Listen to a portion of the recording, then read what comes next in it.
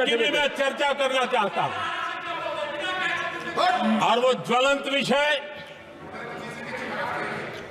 समान नागरिक संहिता, uniform civil code.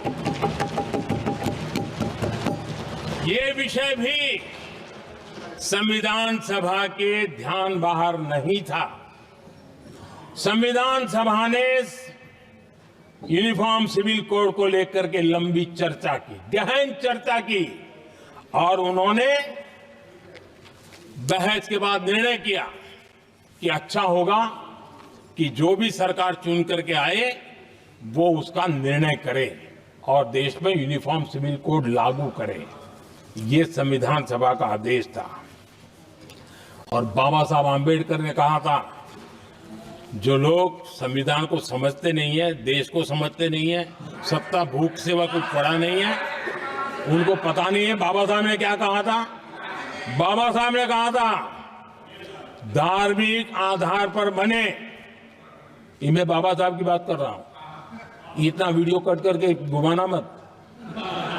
आदरणीय सभापति जी, बाबा साहब ने कहा था, धार्मिक आधार पर बने पर्सनल लॉ को खत्म करने की बाबा साहब ने जोरदार वकालत की थी।